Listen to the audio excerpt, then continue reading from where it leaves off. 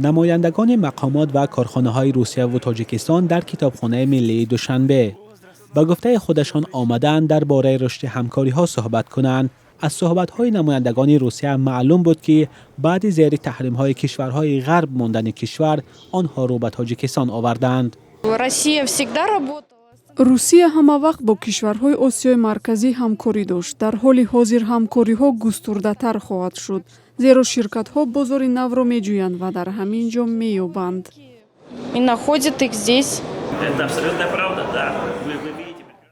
این کاملا درست است. نخست وزیر روسیه در 3 ماه اخیر با ازبکستان، ترکمنستان و امروز با سفر دوستانه به تاجیکستان آمد. از این معلوم است که توجه آنها به کشورهای آسیای مرکزی بیشتر شده است.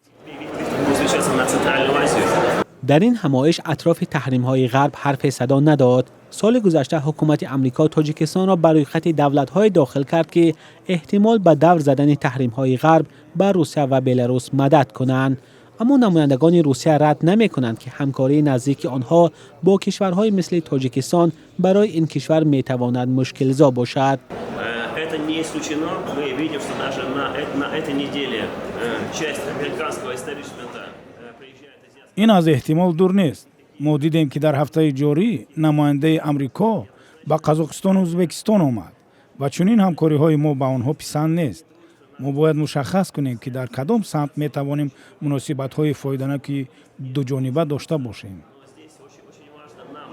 четко понимать, поставить четкие прозрачные цели, да, чего можем добиться, чтобы было взаимовыгодное сотрудничество двух сторон.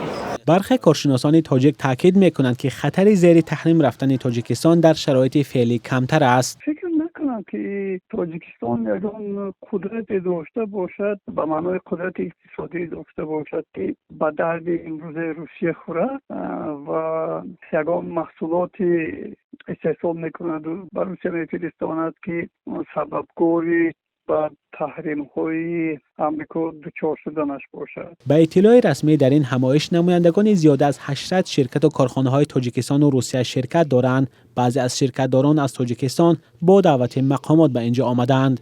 اومدیم که وجهت ایام یک چی با خود چی کنم زب گیریم ده مثلا یکم هیچ فهمیم که بشرط من همیشه من شخصانی هستن که از طرف روسیه و از طرف دیگر جا آمدگان مهمانای ما میشن با ما میشن ملاقات کرده هستن گپ زدن ما برای همین اومدیم که فهمیم با یکم چیزی که بشرط بود از نفس خودیره.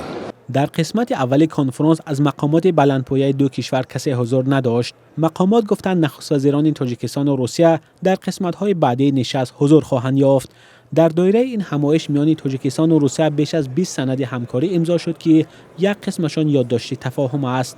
قرارداد درباره تولید سرمه، آموزش اشیاء خام و متال‌های نادر از سازشنامه‌های دیگر میان دو کشور میباشد.